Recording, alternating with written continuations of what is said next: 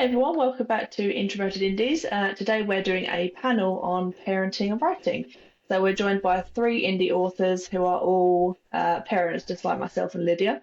I'm going to jump right in with introduction. So I'm Lucy McLaren. I'm a dark fantasy author. My series that is currently out is called The Commune's Curse. Book one, Awakening, and book two, The Madman's Hope, are currently available.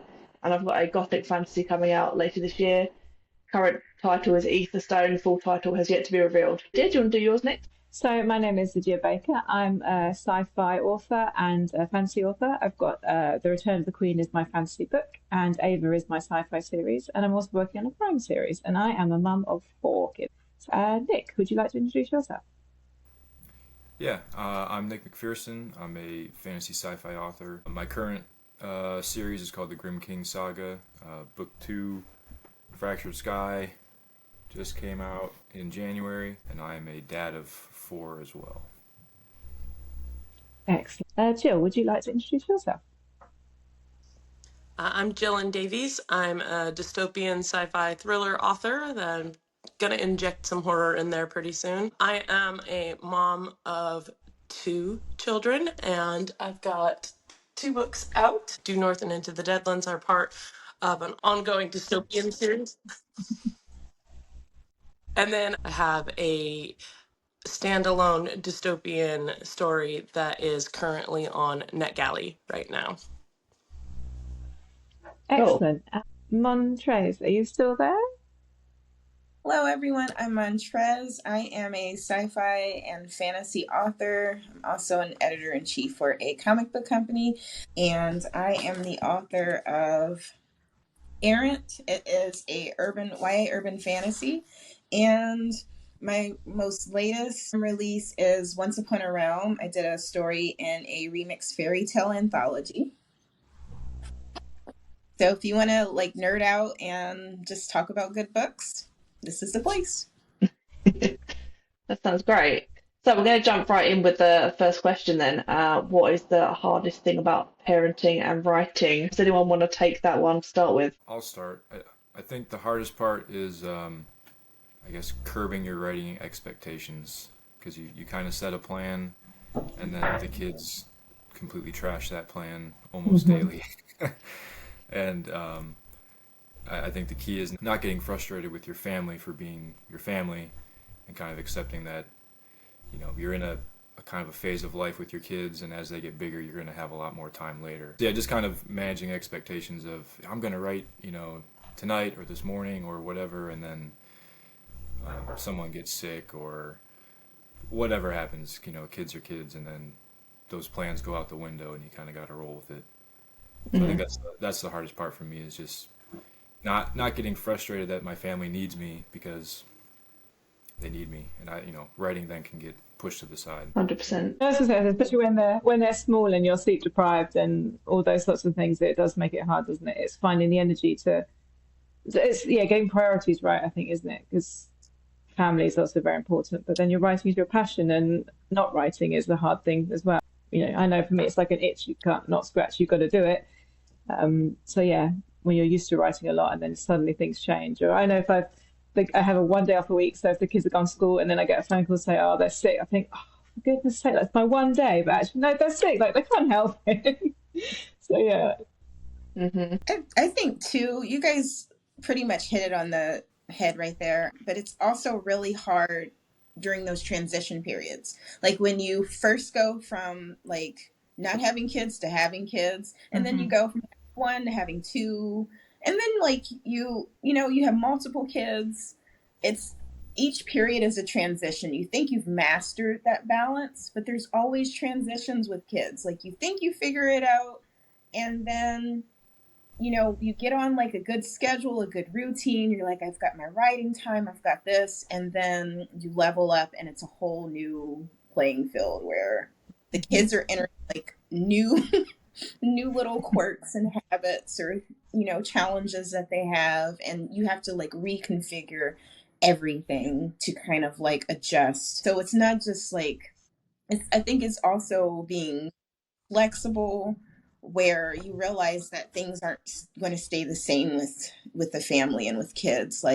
Yes, this worked last year, this schedule, this plan, but a year from now, 6 months from now, summertime, when they're out of school or spring break, it's not the same. And so just being able to not be so, I guess, stagnant, but flexible in that, along with what everyone else is saying. Yeah. I think like that really kind of sums it up is like with kids, you don't get a this is how I do this kind of experience because that's how you did it yesterday. That's how it worked when you had one kid. That's how it worked when your kid wasn't going through this thing. And like for me, losing nap times was so difficult because it's like, oh, that was like how I'd get the kids to sleep and then I'd write and I'd have that time to myself and then all of a sudden they weren't napping. I'm like, I'm never gonna write again. And then like, you have a kid that's in like full day school and a kid that's in like morning school every other day and you're like that time is so precious, but then there's something comes up, they can't go to school or like you have other important things to do, and so like there's this like constant like push and pull. And I'd say that the thing that I struggle with the most is like that feeling of like guilt and obligation of like I am taking time for myself, and that time that I claim for myself costs my family. And I'm not saying that it's not a worthwhile cost. I deserve other people to invest in me too, right? Like I give so much to them, but like I deserve for them to also invest in me and give me that time and make it work for the family. But like then there's that societal pressure of like how dare I ask for this time and this experience to do it, and like that push and pull of like trying to feel balanced because like writing is passion and it's career and it's publishing, so it requires so much, and then like feeling like I can ask for that and it's okay, and then making it work. Like that's the challenge. Absolutely. I've only got one child, so I feel like I'm kind of I'm the only one here, right, with one kid. But that, I mean, that's hard enough on its own, to be honest. And I definitely found it was a huge adjustment period after having him. Obviously, of course, kids go through all the different stages. Newborn, being a toddler, going through something right now. He's like 3, almost 4, and it's been very challenging. But it's you have to adapt at every turn. And I think it's interesting what you said, Jill, about that guilt that comes in. Um, of wanting to still have that time for yourself, that's that thing that is yours. I personally struggled becoming a mum and not wanting that to be the only thing that was then my identity, but it took a long time of working through the kind of newborn stages, and I personally had postnatal depression as well, and kind of working through that and getting back to some semblance of myself, right? You never go back to what you were pre children, but for me, writing was a part of that. It was an important journey to get back to that, to be able to have that thing that is just mine, right? Just is outside of being a parent. It has nothing to do with my son, and that time is really precious, actually. Yeah, definitely. And it does change as well as they get bigger. I know that my eldest is now 13, but it changes in a different way. It's like you said about being flexible. It's now like, then obviously the nap times have gone and all that, but now he wants to be down in the evening. So it's like your whole have to sort of just keep changing as they change. But yeah, it does get easier. Like if you've got tiny ones, it does get easier, I promise. So how do you find a balance between family and writing? Do you have like a routine that you try and stick to, or I know we just talked about being flexible, but do you have any sort of writing sprints that you do if you've only got short times or things like? So I think for me, I try to have like a standard date with my writing, but then I also have like spontaneous flexibility where I have stuff just so in case I have free time, like in case like my husband takes my kids somewhere, or those unforeseen good things happen, I can just hurry up and grab stuff and just be ready. So yeah. But also, I think balancing is having that quality time with both parties. I think and then too, when you invite your family kind of into your process, for me, my kids are a big reason why I kind of actually got the courage to start writing. And so I like to include them in my writing process. Like I'll read with them, or while I'm working, they'll have their own books or their own things. So they can just, so I can kind of avoid that mom guilt, that parent guilt of, okay, I'm always working. Well, no, come in with me. We'll have work time together. You can do your homework while I finish this chapter. So that's especially important for me, like when I'm on a deadline. I invite the whole family in the process. Hey guys, mommy has to get this done. If I get it done by my deadline, we're going to have a party. I found that helps me, and they actually encourage me. They're like little assistants, like, you haven't done your chapter today. So that's always fun, because I think our kids, they don't really, it's what we think is family time or quality time. It's different for them. They just kind of want to be around us and know that we see them, that we love them, and that we prioritize them. So even when we include them in our work process, and that can be challenging. My youngest, he'll ask me a million questions while I'm working, and so I can't always write as effectively as I want. But it's fun, and to see them kind of like copy and emulate things. I've seen him try to type, and he has his own little fake glasses. He doesn't need glasses like I do. And he'll write, so they do learn, they do grow. But that's really important for me, that they know that it's okay to pursue your dreams and that you can do it. And so, they understand that writing is important to me, and including them into something that's important to me, I think really helps to kind of balance that out. You can kind of do quality time with your kids while you're doing writing, and then you set that time aside just for them, and we need that too, where we don't do any work. And it's kind of hard when you love to do the work, but yeah, there's quality time for books, and there's quality time for family and for myself, and then there's quality time where you can kind of mix it. So that helps, especially when the schedule is demanding. Yeah, I definitely. I have know like for my kids. Sorry, Karen. Oh, it's okay. No, I have like phases that I do for writing. So like if I'm drafting a novel, like that'll be like I'm gonna pick this time block like a month, kind of like almost like NaNoWriMo style, where like I've plotted everything out and I know what I want to achieve, and I like have a word goal every day, and like I dedicate that period of my life to like getting it drafted. And then like everybody knows like, oh, mom's like drafting right now, and so like we'll kind of schedule around it, but that has like an end date where like this is a like a heavy writing period where we're all like making an adjustment, and then like afterward it's like that part of the project's done, and so it's not that I stop working on it, but like and then it changes and it's like, okay, I'm done with that part, so like let's do all those things that we talked about wanting to do that we didn't.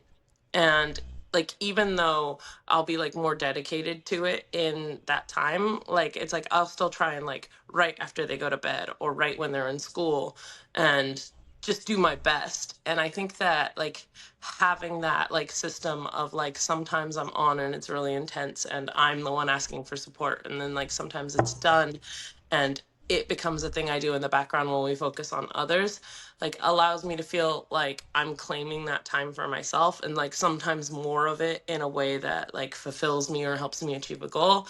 And then sometimes it's about them and about the family, and like what I do doesn't go away, but it becomes like, look, see, like I got a project done and now we're focusing on your things kind of thing. And I like that system a lot. Yeah, that sounds good. I was going to say hi to Janny. Hi. Do you want to introduce yourself, and then we'll kind of let you know where we're at with the questions? Yeah, sure. I'm Janny. I go by the pen name Jan Marie, and my book I wrote was Angelic Confessions, and then I also am a freelance writer where I do book reviews, I do product reviews, articles for companies and things like that. And yeah, I wanted to join this panel because I'm a parent and a writer, and it is kind of tough. So I just wanted to kind of share my funny stories about it. So we're currently on the question about how do you balance your passion for writing with your family life? It is very hard. Indeed. My kids are older now, so it's a little bit easier, but I remember when they were young, when you're a writer, when an idea comes, you got to write it down. So in between, I've had many burnt dinners because I would be like, I'm cooking, and I'm like, oh, I got an idea. So I go write it down. I'm like, oh, crap, it's overflowing. So it's been we've had instances like that, and normally it's like if they were taking a nap or something, I would sneak in, and mostly it would be like late night writings as they were sleeping. So like they would be in bed by 7, and so I would then write like into the wee mornings, but then I have to go to work, which really wasn't a good system I had, but at the time I could do it. And as your family grows and changes, your methods of trying to sneak in writing are going to change. And so as they got older, and started going to school, that was kind of my free time before I started on a writing assignment. And lately, though, I just haven't had hardly any time to sneak in writing. It's just been so chaotic. One of my sons is autistic, and I homeschool them and his brother. I have twins, and one's autistic, so things weren't going good in school, so I decided to homeschool him. Then his brother was getting bullied at school, and he didn't want to go to public school anymore, so I'm like, okay, I'll homeschool you with your brother. So that's kind of interfered with my writing. I always have something with me to write down. Because, like, I'll be going about my day, taking care of the family and everything. And I'll tell the guys, oh, let's wait, I got to write something down. And I'll go and jot it down. And then I'm like, okay, I'm back to you now. And so that's pretty much how I do it now. I just tell them, oh, because they know mom's a writer. And they understand it and everything. And so even my husband, he understands it. I'm like, he'd be talking to me. I'm like, oh, honey, I got an idea. I got a job. And he's respectful, amazingly. And he's like, okay, go do your thing. And I'm like, okay. I was like, okay, I'm back now, honey. So that's just how I do it. And I always have something with me to write. And if I have an idea that pops in my head, I'll just be like, oh, one moment, and to the family and be like, oh, gotta write this down. And so that's pretty much how I do it now. Yeah, I like the idea of having a notebook. I've recently started doing that actually, like just having a notebook because I'm trying to avoid being on my phone so much around my son. That's a whole other, issue. But I found that helpful having a notebook, just jotting down ideas in that. Yeah, that's a useful tool to have. Yeah, my kids want to be writers too. Well, one of them does. He just saw mommy being a writer, and he's like, I want to write a book. And so I'd give him some paper, and he would, create little books, and then I'd get these little blank journal books, and he would just be writing and drawing and creating books, And he just recently wrote this little cute story, and I'm thinking I'm publishing it for him, and trying to, sell it on Amazon. So yeah, so it's pretty cool too that the kids, see what mom's doing and, kind of want to be like her. Yeah, that's really sweet. So it's kind of like a family thing now. It's like, have a writing moment, okay? And it's great because it'll get them off the phones, and not be so obsessed with the phone. So I'd be like, okay, 3-minute writing time. And so, yeah, it's awesome that way. I just feel really, in awe that, I'm inspiring my own children somehow. Because sometimes you feel like they're not listening, they don't care what you say. But then they'll have these moments where they do something and you're like, oh my gosh, they're listening. And I'm like, wow, I'm doing something right. I kind of follow a similar method. So my youngest is 3 months old right now, so I'm still the three kids to a newborn has been a transition. I'm still figuring it out, but I've to date I've only been able to really write on my phone. Kind of what you said, Janny. I'll have an idea, usually I'm feeding the baby and I'm like, oh, I gotta flip my phone out. I'm holding the bottle with my chin, I type something down really quick. So I have a lot of notes right now. I haven't really been able to sit and kind of flesh them out yet. A couple days, actually this last week at work at lunch, I was like, I'm gonna eat and kind of type as I go on my own laptop. Oh, so, yes, I've done that many times while I had a job at a company, and I would bring my notebook, and on my breaks I would be writing. Even in the middle of my working, I would sneak and jot down my idea back to work. Yeah, it's so I wrote maybe 2 pages last week, which felt really good because I actually got to actually write from my notes. So I'm still trying to balance it with the newborn here, but I've been trying to take notes, and I want to try and I've been trying to focus a lot on the kids because I think the other kids are also adjusting. You know, so they see mom and dad with the newborn, and it's always as soon as we sit down to feed them, you know, they want us to play. So I've kind of put writing on the back burner for these last couple months, but ideas still come, and I gotta jot them down. So that's my current method. But before that, I wrote at night. That was my kind of go-to. You know, kids are down, I'd write for 45 minutes, and then, you know, hang out with my wife for till bedtime. But with the newborn, the night schedule and the lack of sleep kind of ruins the late schedule. So adjusting right now. Yeah, it is all part of just an adjustment, isn't it? And with you got the older kids that you probably got into a routine, and then to have a newborn again, it's just readjusting once more. Yep. Yep. So I know you said, Montrez, about the fact that you kind of, I assume you started writing once you had children. Yeah. So I've always been a writer, and I was the type of person that had like a gazillion notebooks and tattered journals piled up, but I never really, and then I entertained the idea of traditionally publishing. My family actually wanted me to do the indie route. They're like, why don't you just publish it yourself?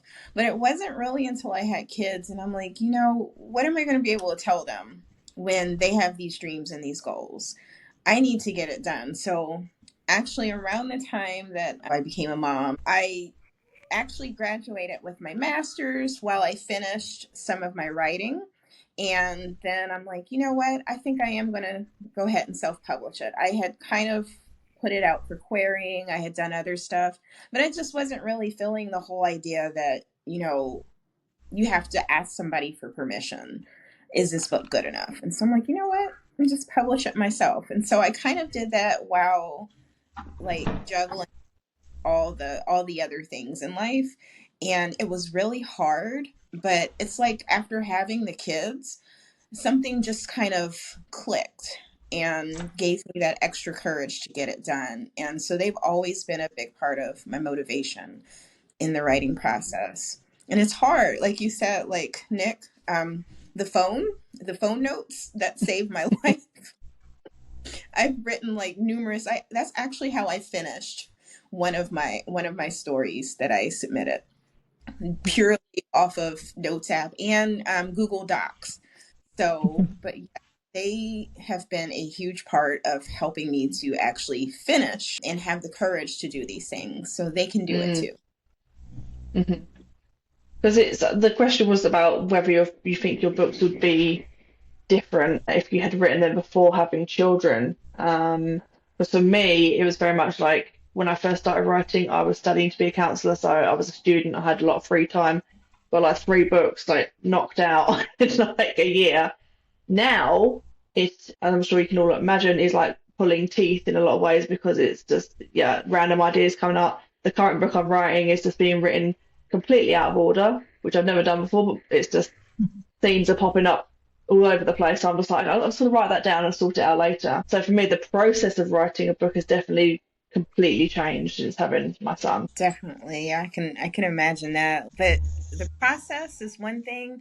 But what I'm finding, and I don't know if it's the same for you guys, do your kids inspire your stories? Like I have I started out, I was tired of reading the same fairy tales to my kids. And I'm like, I wish we had our own, I need to make up some other ones. And so I had done a set of bedtime stories that I wanted to do, and that turned into like a whole nother like world universe of stories that I have that I'm actually really excited to do. And I've got like stories that are geared towards adults, geared towards children. I still want to do my storybook. They've inspired so many ideas just from playtime that I think, and this may seem like a bold statement, but I don't think if I didn't have my kids, I'd probably still be that mom that had the journals or that lady that had the journals that never published anything. They've given me so many ideas. It's wild. So to answer your question, what would my books look like if they, what does it look like with them? I have so many stories. They inspire things. As much as, it can be challenging with them, there's so much inspiration with Mm. them. Yeah, I have so I write young adult fantasy, and obviously my kids are younger than that, but I have so many goofy little quotes, or you get like the sleep time, like delirium questions where they're like, what kind of cheese would you be? And you're like, what? So I've got some great ideas just from their goofy little banter, and so I try and work those little quotes in so that when they're older I can be like, that's you said that, and I just wrote it down, So I try and work them in that way. I started writing before I had my first kid, and I published it right after he was born. So in terms of my writing style, I don't think it's changed much aside from new great ideas.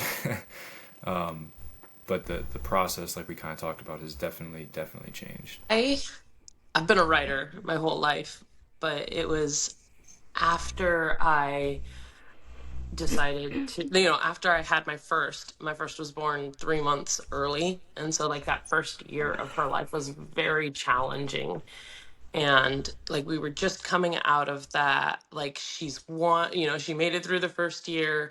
And like I was looking at life and I was going through this phase of like I would have these like stress dreams where I was at work and would suddenly realize I don't know where my kid is. I don't know who's watching my kid. Or I'd have this dream of like I'm watching my kid and I'm supposed to be doing this other thing. And so like I was just feeling that feeling of like now that we're out of the chaos, I don't know how to move forward and balance things in my life. And so I was like, you know what? Like, I have this writing. I've always thought that I would publish someday. I'm going to do it now. And so, like, I think that, like, being a parent and having a kid and knowing that still having dreams and still having goals and still having, like, this desire to, like, move forward really did kind of like change that like someday I'll do this into what does it look like to do it, like there that motivation was really there. And like I would say that like at that time my child was a huge part of that motivation of like how do I show them how to keep moving when everything goes upside down if I don't figure that out, if I don't figure out like myself. Like I think all the times about like being the parent that I want my kids to see like this is what you can do as an adult. Like I want my kids to be like, well, like it's okay for me to do a thing for myself. Look at my parents do that for themselves, and it's okay to pursue something a little different. Like and to be inspired by like that kind of work. But I write dystopian thrillers, so they're a little older than my kids, but like they know about them. My oldest talks about my main character all the time, like in like a shockingly accurate way for somebody who's like not read the books and knows that like that content is like too scary for her and her personality, but like she knows a shocking amount about the characters and the content just because like kids hear everything. And so like she talks a lot about it. Like she has goals, she has like these dreams for my characters and like what they're gonna do in the future. And I'm always like, I wonder if I could make that work. And like if I had the time, I feel like one of the things that would look different for me writing with kids is like I want to write younger books now because I want to write for them also, not just like, oh, someday you can read these books. Like part of me is like, I want something that they could read right now because that would be fun. But Mm. yeah, like I would say that like having kids, even when it doesn't directly inspire what I'm writing, like it inspires that like, no, I want to do this because I want them to see what it looks like to follow your heart and your passion. Like I want them to see that that's accessible to them too. Yeah, absolutely. Jenny, can you hear us? Yes, my camera is for some reason not working. But Annoying. yeah, I can If hear you're you. if you're happy to carry on without the camera. So the question was about whether your books look different or would look different if you had written them before having children. It would it would be the same because I started writing before I had kids. I had always wanted to, maybe be a writer, but it was like seemed like an unattainable dream. Everybody wanted to be a writer, so what difference would I make in the world, with what I put out there? But circumstances arose where my mother got sick, and so I decided to quit my job and take care of her.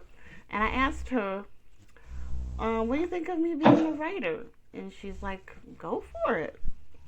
So I did, and I submitted my first story to a magazine called Fate Magazine, and it got published, and I earned $20. And so I was like, okay, maybe I got something here. And then I started venturing into maybe writing a comic book, because I was really into comic books at the time. So I was like, maybe I'll write a comic book, but I'm like, oh, maybe not. And I started to have this dream, and it was a story. It's like every night was like a new chapter. It was really odd. I had this recurring dream with these characters. Every night was like a new chapter. I'm like, okay, this is kind of cool, but kind of annoying too. I'm like, why am I dreaming about these people? So I'm like, okay, maybe if I write it down, the dream will go away. So I wrote it down, and the dream went away, and I wrote like the very first draft of my book, which I was gonna want to make into a comic book. But that didn't pan out, so somebody was like, well, why don't you try and make it into a novel? And I'm like, oh, write a book? Oh, I don't know about that, because I had studied comic book writing and script writing, and so I'm like, oh, I don't know nothing about book writing. But I'm like, okay, I'm gonna challenge myself and give it a try. And so I started, reading mostly and seeing how books are formatted and everything. And I had some great mentors I encountered along the way. And so I changed it from a comic book into a book. And I had my kids while I was, writing it too, And so, because it took a while. It was like after my kids were born, I think. At least, my first son was born, that I decided to make it into a book, not a comic book. So yeah. Okay, so And it already existed then. yeah, before I had my children. It was after them that I really actually went through with the idea of actually publishing it Mm. and, completing it and actually making an attempt to self-publish.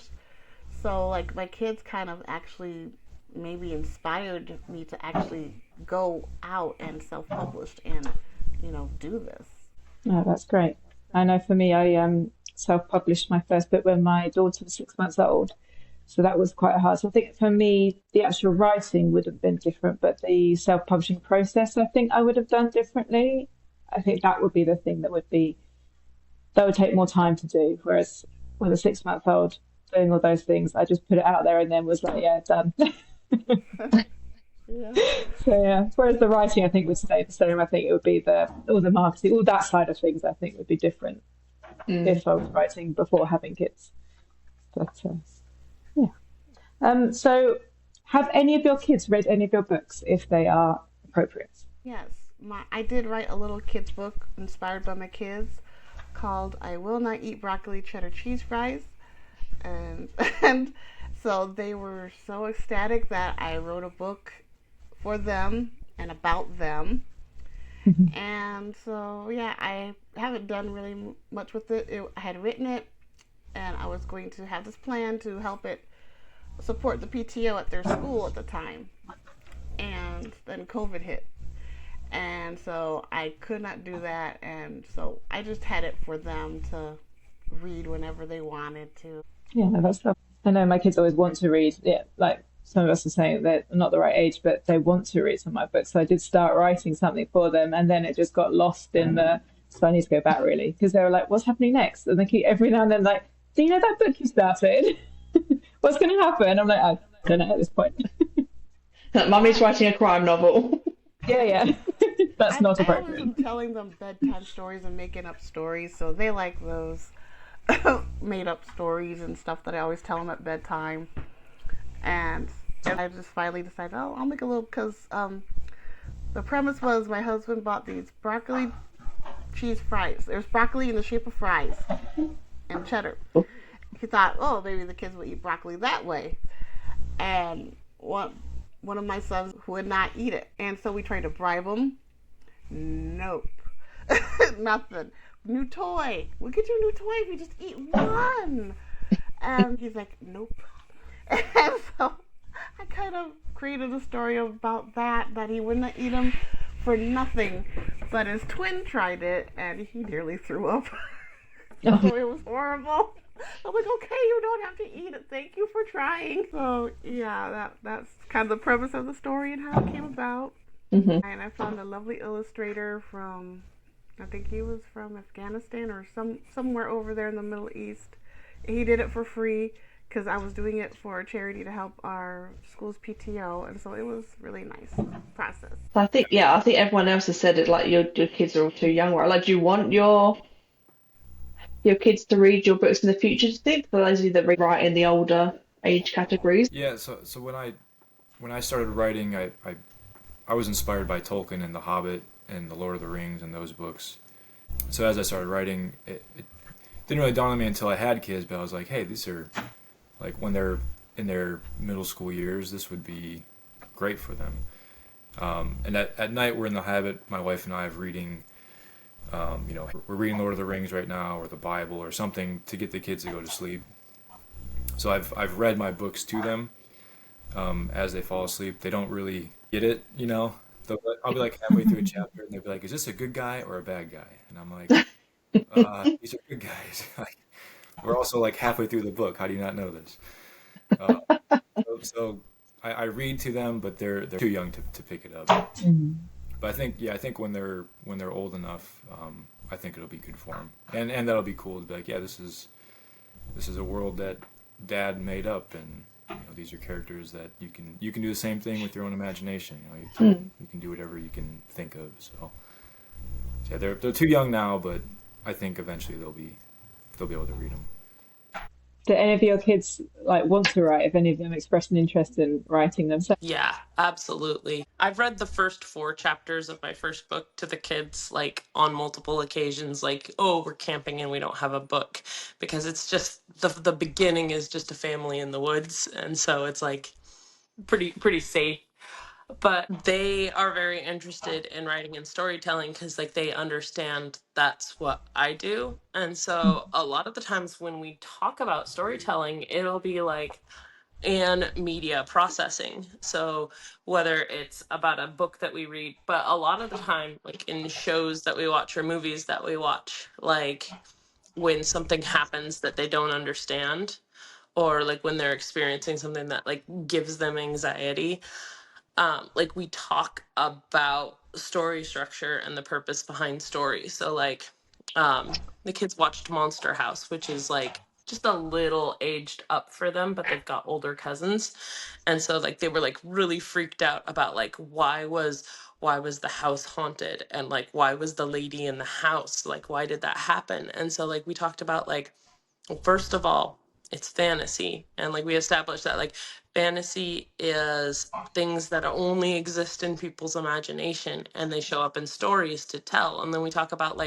well, in fantasy, why would a house be haunted? Why, because grief, because it's hard to understand big feelings, and it's hard to understand why things happen. And so we make stories that will help us understand that with imaginary things. And so we bring up that topic of what's the reason for a story all the time. And I really feel that has become a huge part of them both understanding a story in a way that doesn't freak them out, and also in like helping them understand their feelings. And so they start telling their own stories in that same way. I don't know that either of my kids are going to like grow up and be writers or be storytellers, but like I see that the fundamentals of those skills and their ability to see the value of those skills like already developing and flourishing. And like that's really exciting because like I have a 4-year-old and a 7-year-old who are like,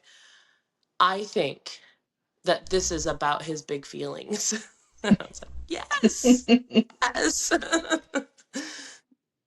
And that's such an important thing, isn't it? Communicating feelings, and stories are a great way of doing that. The only way it's, not so direct, you can tell it with a story and be understood. No, that's great. I know my kids they like to do a little bit, but they're just super proud of that mum is a writer, aren't they? That's a whole part of the thing. And that almost inspires me to keep going because they're proud, which is such a lovely, doesn't matter about anyone. I agree with the proud thing. I agree with the proud thing. My kids think I'm famous. And I'm like, no, I'm not. They're like, you're a writer. People buy your books. You're famous. Like, no, not quite. But and I'm sorry to circle back to your other question, and I guess to just kind of express how on point, like everything that everyone has said, like my kids were banging at my door, so I couldn't quite answer. But you had said like if some of our books, if we read them to our kids, and the the story that I had in this book was pretty much like one of the stories that they inspired. And so like the bedtime stories I had read to them, and it actually helped them to get to sleep. And they actually were my first like critique. I guess you could call them my alpha readers, because they're like, well, that doesn't make sense. I have a 9-year-old, an 8-year-old, and a 3-year-old. And so they're like, well, mommy, that doesn't make sense. Or mommy, that story is scary. And so they don't hold punches when they critique books. No. And just to segue into your next question. So I do have one who wants to write, but he's more into like comics. So he creates his own comic book stories. And it's just really cool to see them do that. And just to Jill's point, to see how they digest stories and how they can understand the world around them with that. I think my son's too young to appreciate the whole like me being a writer thing at the moment. But I think it'd be nice if he could if he was interested in that, because I was a total bookworm as a kid. I was always buried in a book, and he's just started to show an interest in like picking a book off the shelf and reading it together. So I'm kind of excited to see where that goes. But equally, I don't want to push anything, right? It'd be nice if he enjoyed it, and I'm hoping as he gets older he'll understand more like what I'm doing when I'm sitting there scribbling away in a notebook. Yeah, my kids are kind of the same boat. They don't quite get it. They're a little too young to understand it. But once in a while, I've got my books all over the place. They'll pick it up and it's like, "Is this your book?" And I'm like, "Yeah." And they're like, "Drop it, off to go play." Like they don't quite get it yet, but hopefully when they're older, they'll appreciate it a little more. And I concur with Montrez. My kids think I'm famous too. and actually, my oldest, when he was young, we had moved to Florida, and somebody's like, is your mom Jan Marie and wrote Angelic Confessions? And he's like, yeah. And he comes home and he's like, Mom, you're famous. Somebody knows about your book in Florida. I'm like, really? I'm like, oh wow. I'm like, but yeah, some of my kids have encountered people who know my book, and I'm like, what? So they think I'm famous, but I don't still think I'm famous, but it's just some cool encounters that they've had. And my youngest, they always go around, my mom's a writer, she wrote a book, she's published. So I back you up, girl, on that. The kids think we're famous. And it's cute. Yeah, I think it's a confidence boost for them as well, isn't it? That they see their parents achieving things and doing things. It's, like we've all said, it shows them what they can. Yeah, it's really sweet, isn't it? Cool. So this brings us to our final question then. So advice for authors who have become new parents recently. What would be kind of top tips for those people? I'd say, like, if you're a new parent, then, like, let it be a smaller part of your life than either it was before or you thought it was going to be, because like it's absolutely important, and your desire to do the writing like is so valid, and you want to be working toward it. But like in that new phase, it's okay for it to be small. I remember when my second was born, it was like less than a month after I published my first book. And I had another story that was like mostly written, and like I needed to work on it. And I was doing a thing where I was writing a short story every week also. And all of it was like falling off the edge of a cliff. The desire was still there, but like my creative well was empty. And when I had time, I wasn't spending it on writing. And like I just had this panic freak out of like I lost it. Like whatever I had, this incredible high of getting the book to publishing, and like I was writing so consistently, and I fell off a cliff and it's all gone. And I was like, I'm not that person anymore. And it's not true. It's just like in that new phase, everything is so hard and you're already doing the most. And so like grace. If you're a writer or an author and you've got a new kid that's like showed up into your world, a whole other person that has become intimately involved in your existence, like grace. It'll come back. I promise it'll come back. And I promise that, like, if you're not worried about where it's going to fit, you'll start discovering where it fits. And as you discover where it fits, you can start becoming intentional about putting it there and fitting it there. But let go of the fear, because it's going to come back. And like I think that's the big thing, is when you're new, if you're new to being a parent and you're already a writer, that's the message you need to hear. If you're already a parent and you're new to writing, just be intentional. Like it doesn't have to be a lot. No non-parents prescription for being a good writer will work for a parent. It's like, so that 2,000 words every day, like you're a parent. Don't follow that. Do your thing. Figure out where it fits and do your thing and follow your own path. So like if you're a new parent, let it go, it'll come. If you're a new writer, figure out how it works for you and don't worry about how it works for somebody else. That's what I'd say. 100% agree with that. Because I found myself recently kind of being quite disheartened by the fact that I get an author newsletter from an author, and she's like plowing out books and getting publishing deals left, right, and centre. And I was like, oh man, I really wish I could be in that boat. And I thought, wait a minute, she's in a completely different stage of her life and point of author career. And that's just not possible when you have a young child. It's that, yeah, reframing yourself a little bit, isn't it? But it's just you've got to take a step back and have a new perspective on things. Yeah, and understanding that life comes in seasons, and that's okay. Like it will all change in a heartbeat. Enjoy the one you're in. And I think for me, some of the best advice I got, and I'm taking note of everything you guys are saying, because it's also really encouraging. But some of the best advice I got was from my children's godmother. And she told me a lot of people build their life around their business. You build your business around your life. And I think to what all of you have said, finding your own process. And I think that also means not comparing. Nobody else has your family, your challenges, the values, the structure. We all have our own unique kind of little existence. And so you have to do what works for you, what kind of aligns with your values, with your time, because we have a limited amount of time and energy and money. So like all the special editions that I would like to do for books and all the books that I would like to publish in 1 year, I can't. I think the other thing is being okay with slowing down. Readers will appreciate it, your family will appreciate it, and your body will appreciate it too. It's okay. You don't have to follow everybody else's timeline. Go with the flow of where you're at. So if it takes you a year to write the book, it takes you a year, but you're doing it in a way that you can do it. So build your business around your life, and whatever that looks like for you, let it be that, and don't rush. Slow down. It's Yeah, definitely. I agree. Yeah, I'll kind of mirror what was already said. Jill said exactly what I was going to say is give yourself grace.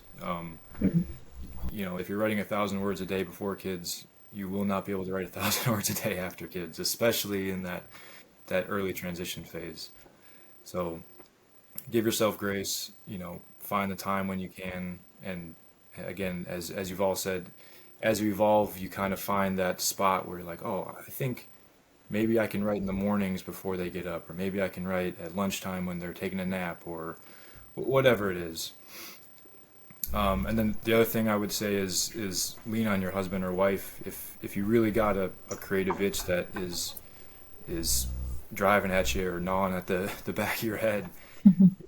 Talk to your husband or wife and say, hey, can you give me like just 30 minutes? I gotta write something down, because I know I would not be where I am without my wife. I think she picks up on my cues because I'm kind of a social introvert. I don't really talk a lot. So she's like, hey, do you want to go write something or do something? And I'm like, yes, I do.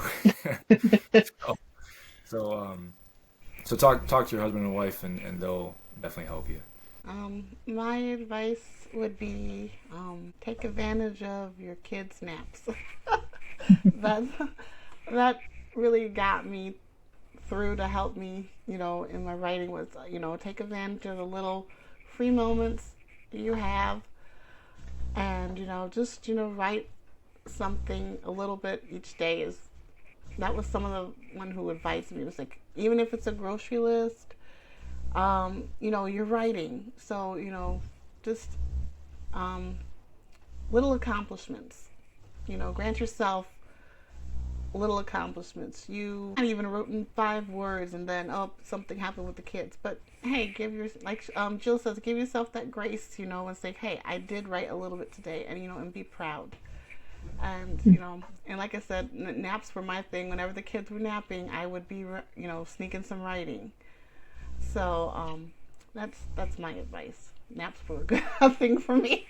Was whenever they napped or they were playing, anytime that the kids were quiet, check on them, make sure they're okay, and even, being there with them, they're quiet, they're playing or, doing whatever, and then, grab your notebook or whatever, and start writing, while you're watching them play or something, or while they're napping, just take advantage of those naps and those little quiet playtime moments. Yeah, definitely, definitely. So that was kind of everything we wanted to chat about, really. So would you all like to just remind us of your books and possibly let us know that where people can buy?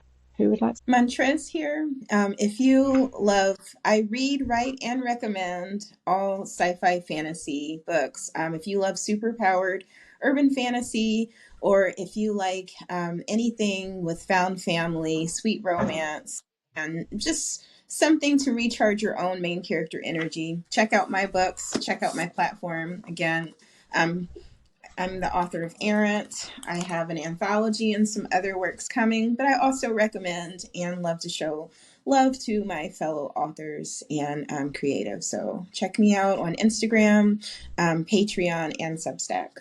And you can find my books pretty much wherever they're sold, or DM me. If you like Percy Jackson or Lord of the Rings, kind of massive world building, my young adult series, The Grim King Saga. Book 2, Fractured Sky, came out in January. You can find it on Amazon. You can find me on Instagram, Facebook, Twitter, X, whatever it's called now, at McPherson Writes. But yeah, if you like those kind of fantasy books, give it a shot. Jill and Davies, and I've got Due North and Into the Deadlands, and these are the dystopian thriller. People have compared it to like Hunger Games, and so I said Hunger Games, but it has zombies. And then Hearts of a Vanishing City is a standalone. It's a prequel to this, but it's a standalone, and that's on NetGalley right now because it releases May 23rd. And I am on TikTok, Instagram, Threads, and Blue Sky as Jill and Davies books. My book is Angelic Confessions. I recently released a little special edition of it, so you can find it on Amazon and wherever books are sold. I'm all over the place. Again, it's called Angelic Confessions Special Edition by Jan Marie, and you can find me on Instagram, Facebook. I'm on X, and I'm under at author Jan Marie C on Instagram, and Facebook and X. You can find me just under author Janie C. Perfect. Thank you, everyone. It's been fantastic talking to you all. And don't forget to follow us as well on Instagram at Introverted Indies. But thank you very much, everyone.